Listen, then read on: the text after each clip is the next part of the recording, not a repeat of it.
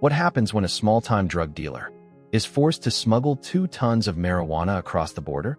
You'd think he'd run or hide, but instead, he creates a fake family, and somehow, that turns into the most chaotic road trip ever. We start in Denver, with David Clark, a low-level marijuana dealer. He's not a kingpin. He's not dangerous. He's just surviving, selling small amounts, avoiding trouble, helping out people when he can. But that kindness ends up costing him everything. One night, David tries to help a group of teenagers being harassed, but instead of doing a good deed, he gets robbed. They take his money, his stash, everything, and that's when the real problem begins. Because that stash didn't belong to him. David owes the drugs to his supplier, Brad Girdlinger, a rich, shady guy who acts friendly, but clearly isn't. Instead of killing David, he gives him a way out, a job, travel to Mexico, and bring back a small amount of marijuana. Simple. Except, it's not. David knows one thing. A guy crossing the border alone is suspicious, but a family? Not so much. So he comes up with a crazy idea. Build a fake family. He recruits 3 completely random people. Rose, a stripper with attitude. Casey, a street-smart runaway. Kenny, an awkward, naive teenager. None of them are related. None of them trust each other. But for the right price, they agree. And just like that, the Millers are born. They hit the road in a rented RV, trying to act like a normal family, which they are not. The conversations are awkward. The dynamic is chaotic. But somehow, it works. Until they reach Mexico. David arrives to pick up the drugs, expecting a small shipment. Instead, he finds 2 tons of marijuana, an entire warehouse full. At this point, there's no turning back. They pack the RV, drive to the border, and suddenly, everything feels real. Every question from the officers feels like a trap. Every second feels like it could be their last. But through luck, quick thinking, and a little bribery, they make it through. Just when things seem under control, the RV breaks down. And this is where things get worse. Because the people who stop to help them are not just random travelers. They meet another family, the Fitzgeralds. Friendly, kind, helpful. There's just one problem. The father is a DEA agent. Now David and his fake family are stuck traveling with someone whose job is literally to catch people like them. As they travel together, things get weird.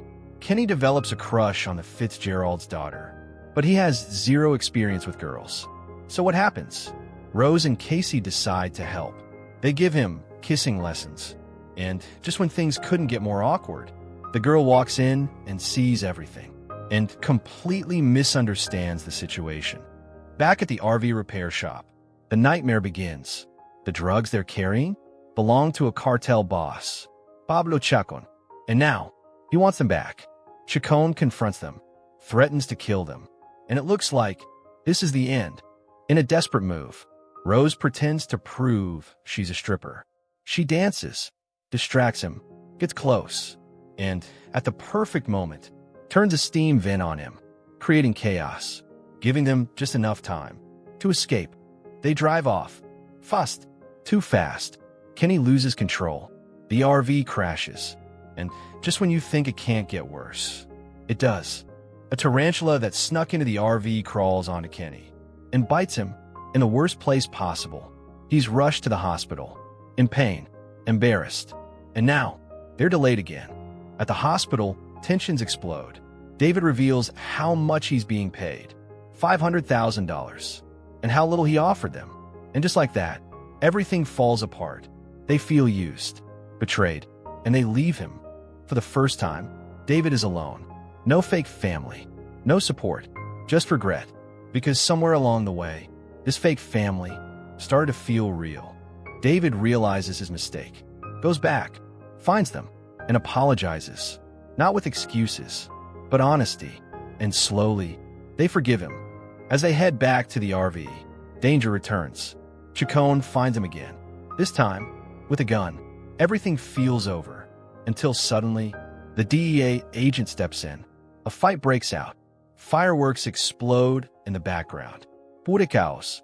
And in that moment, David and Kenny fight back, take Chacon down. In the middle of all this, Kenny finally kisses the girl he likes. David kisses Rose. Everything is messy, unexpected, but real. They deliver the drugs to Brad. But here's the twist. David already knew Brad would betray him. So he tipped off the DEA, and just like that, Brad gets arrested. In the end, the Millers enter witness protection, living together in a quiet suburban home. Still not a real family, but somehow closer than ever. Thanks for watching Cine Recap Studio. Don't forget to like, subscribe, and hit the bell so you never miss a story. Until next time.